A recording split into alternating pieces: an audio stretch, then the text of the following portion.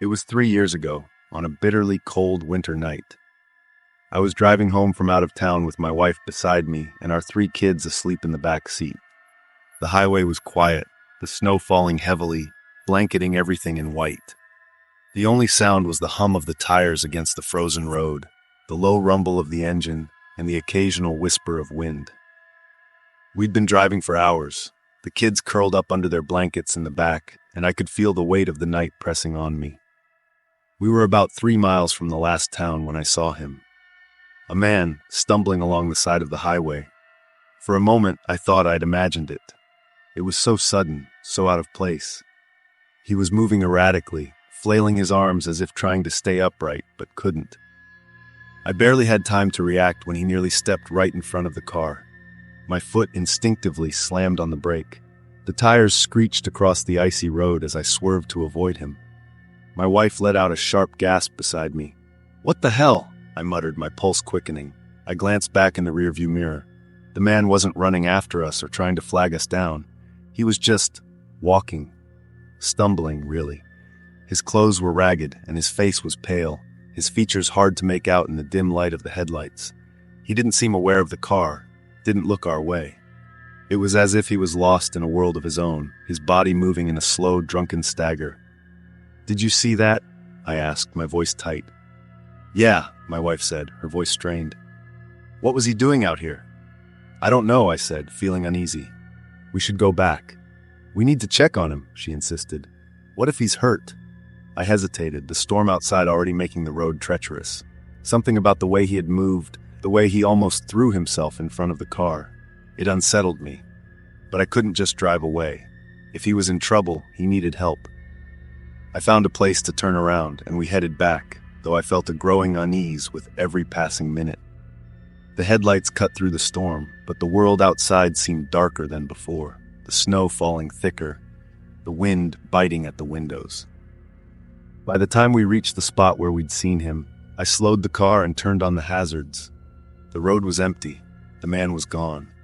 I pulled over and stepped out into the freezing night, the cold air seeping through my coat like ice. My wife and kids stayed in the car. I shone my flashlight down the side of the road, scanning the area for any sign of him.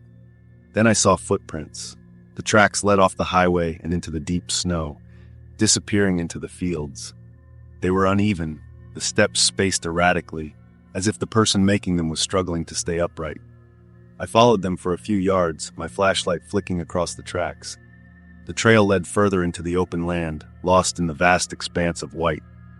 "I don't like this," I muttered under my breath. "This isn't right." "What's going on?" my wife called from the car, her voice strained. "I don't know," I said, turning back. The sense of wrongness had deepened. I glanced around, but all I saw was the empty highway, the snow, and the endless night stretching on. I called the local police. The officer who answered seemed skeptical at first, but I insisted. "We saw him. He's got to be out here somewhere. He was stumbling along the road. He could be hurt." 15 minutes later, a patrol car pulled up, the red and blue lights cutting through the storm. The officer stepped out, bundled up in his coat, and we made our way to the spot. He followed me to the footprints and frowned. "Could be he wandered further out into the fields," he said. "It's hard to track someone in this weather. There's too much snow and it's too dark." I looked back at the long, empty stretch of highway. The wind howled in the distance, and the darkness seemed to press in on us. "Do you think we'll find him?" I asked. The officer shrugged, his flashlight sweeping across the snow. "I'll call for backup, but we're not going to cover much ground in this. It's up to you. Head home, get your family to safety." Reluctantly, I agreed. I climbed back into the car, but my mind was racing. As we drove away, I glanced in the rearview mirror again, half expecting to see the man standing there, his pale face staring after us. The unease in my chest only grew with each passing minute. The next morning, the phone rang. It was the officer. "We found him," he said. I felt a brief sense of relief. "Is he okay?" "Barely. He was in a diabetic coma. Turns out he'd been drinking in the last town you passed and wandered off into the storm. If you hadn't called us, he wouldn't have made it through the night." I hung up the phone, my mind reeling. The image of that man stumbling, so close to stepping in front of the car, stayed with me. If we hadn't turned around, If we hadn't made the call, I don't want to think about what would have happened.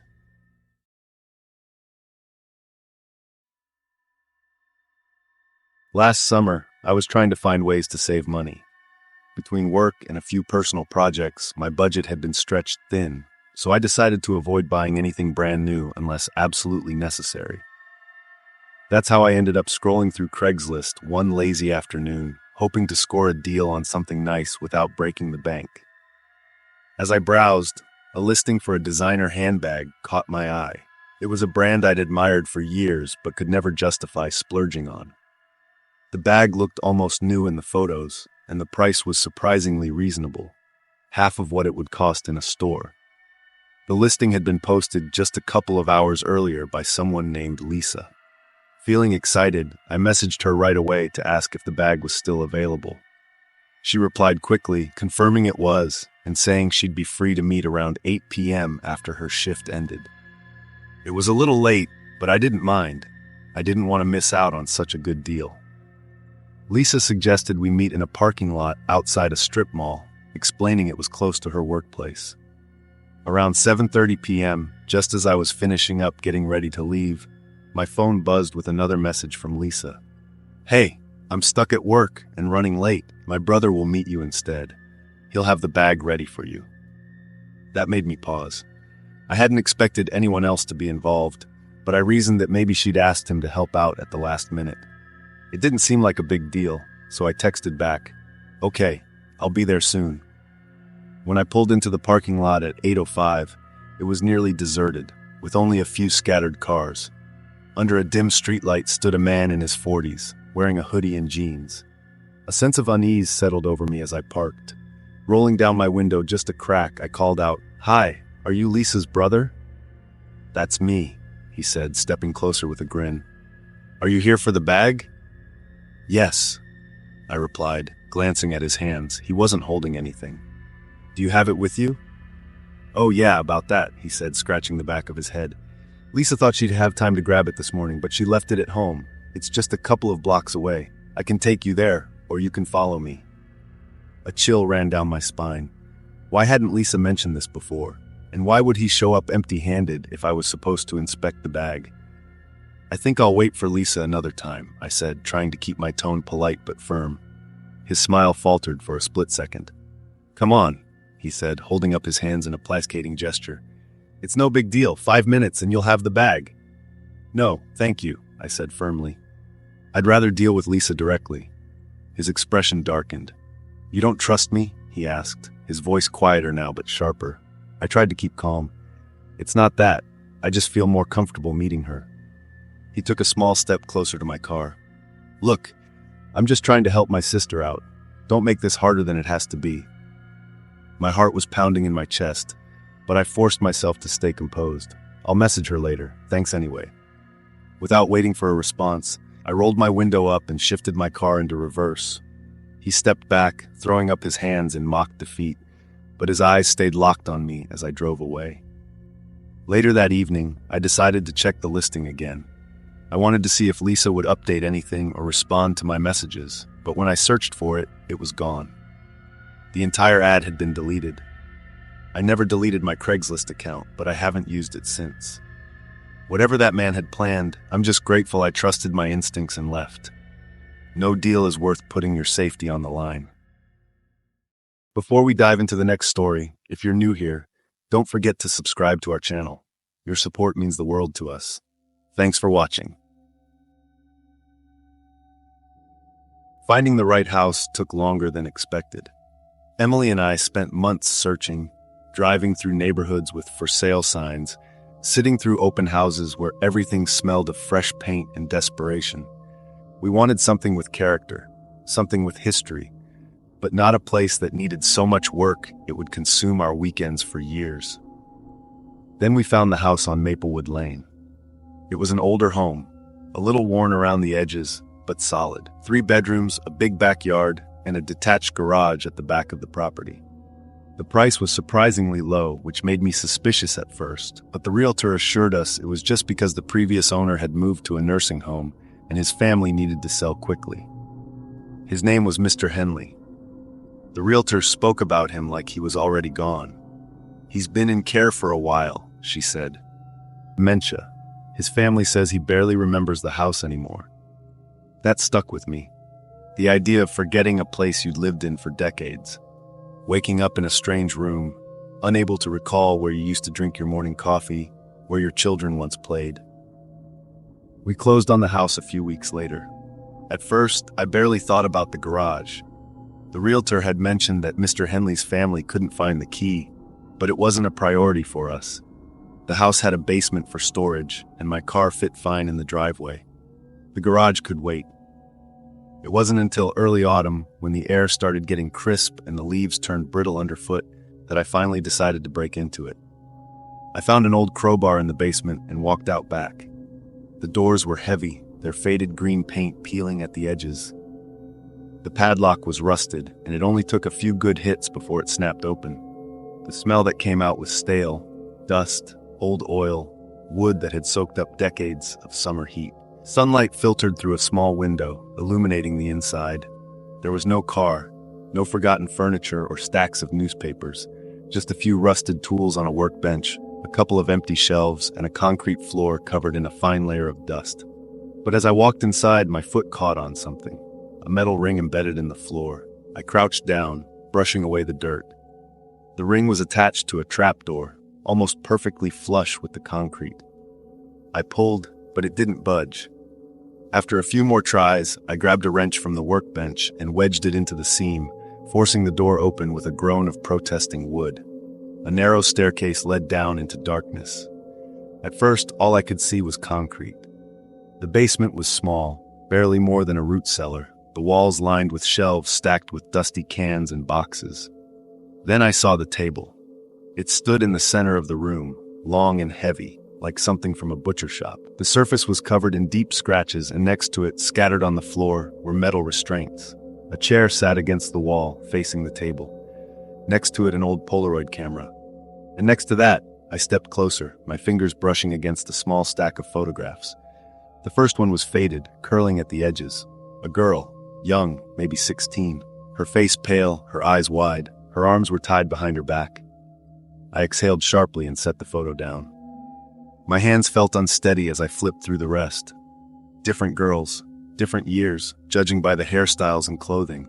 All of them scared, all of them bound. Some of them I recognized. I didn't know them personally, but I'd seen their faces before. On news reports, on missing person flyers taped to the windows of gas stations. They were the girls who never came home. My stomach turned as I looked back at the table. The scratches, the dark stains in the wood. Had Mr. Henley done this? The frail old man with a mind unraveling? The one who needed help remembering his own name? Or had he simply forgotten? Had he once stood in this room, looking at these same photographs, only for time to erase it all? I turned away, my breath coming shallow. There was a filing cabinet in the corner, the drawers slightly ajar. I hesitated before opening one, revealing rows of cassette tapes, each labeled with a date. Some of them went back decades. I closed the drawer. I needed to call the police. The investigation took weeks. The police pulled up the concrete floor, searching for remains. They went through every inch of the house, the yard, the garage. Mr. Henley was still alive, though barely. His dementia had progressed to the point where he could no longer answer questions, his mind lost in a fog. The officers didn't know what to do with him. A man who might have been a monster, who might have stolen young girls off the streets and done unspeakable things to them, now sat in a nursing home, unable to feed himself, unable to recall the horrors that had unfolded in his own basement. They interviewed his family, his neighbors. No one suspected a thing. He had been kind, quiet, the kind of man who mowed his lawn every Sunday and waved to the mailman. No one had ever asked what was under the garage. The house was closed off as evidence. Emily and I packed our things and left, moving into a temporary apartment while the investigation continued. They told us we might never be able to return. I didn't argue. Some houses were never meant to be homes. 3 years ago, something happened that I still can't explain. It wasn't just a dream, it felt real, too real. Back in the late 90s, my cousin Daniel was murdered in a drive-by shooting. He was only 21. Wrong place, wrong time, a case of mistaken identity. The people who did it were never caught. The police called it a tragic accident, but to me, it felt like something worse, something unfinished. We weren't particularly close, but we were family. I loved him in that distant way you love people who've always been there, but weren't a daily part of your life. That's why it didn't make sense when he started appearing in my dreams. At first, it was every now and then, but over time it became relentless. Always the same dream. I'd be in my house, napping on the couch. I knew I was dreaming, but it felt real. I could see everything exactly as it was. Flickering light of the TV, the half-empty cup of coffee on the table, the sound of my son playing on the floor. And then I'd sense it, a presence. Shadow would move outside, stretching across the window. Footsteps crunched up the driveway. I'd try to move, to scream, but my body refused to cooperate. Through the frosted glass of the front door, a blurred silhouette stood, unmoving. In my dream, my son, Daniel, just a toddler, would always notice him. He'd stand up, giggling, pointing at the door. He didn't understand. Didn't know that the thing standing on the other side wasn't supposed to be there. And then I'd wake up. My hands would be stiff, my breath unsteady. But the worst part, even after I opened my eyes, the weight of something unseen would linger. This went on for years, through getting married, moving houses, trying to forget. But no matter where I went, he followed. Then, 3 years ago, something changed. It was an ordinary evening. My husband had night classes, so it was just me and my son at home. After a long day, I collapsed onto the couch, exhausted. My son played quietly on the floor with his toy cars. I must have dozed off because suddenly I was dreaming again. And he was there. I could hear the familiar crunch of footsteps on gravel. I knew it was a dream, but I couldn't move. The front window darkened as his shadow passed by. A pressure built in my chest like the air had thickened around me. This time, I could see him more clearly through the frosted glass. His face was blurred, hollow, and then something different happened. My son turned to the door, letting out a small giggle. He stood up on wobbly legs and started walking toward it. No. I tried to call out, to move, to stop him. Nothing. My body was useless, locked in place. Daniel tilted his head as if listening. His hand lifted toward the doorknob. Panic surged through me. Every instinct screamed that I had to stop this. I forced myself to move, inch by inch, fighting against the invisible weight pressing me down. Somehow, I reached out, grabbing my son and pulling him into my arms. I held him close, whispering, "I'm sorry, Daniel. Please, just go." For the first time, he hesitated. His shoulders slumped. He turned away. And then I woke up. I bolted upright, gasping for air. The room was eerily quiet. My son had stopped playing and was staring at me, his little face pale. The air felt strange, thick in a way that made it hard to focus. Then, without warning, crash! The glass screen door shattered inward. I screamed, shielding my son as shards flew across the room. The sound was deafening, an explosion of broken glass and splintering wood. The house itself seemed to hold its breath. I sat there, gripping my son, unable to speak. The front door remained locked, no sign of anyone outside, just the broken glass glittering across the floor. That was the creepiest experience of my life.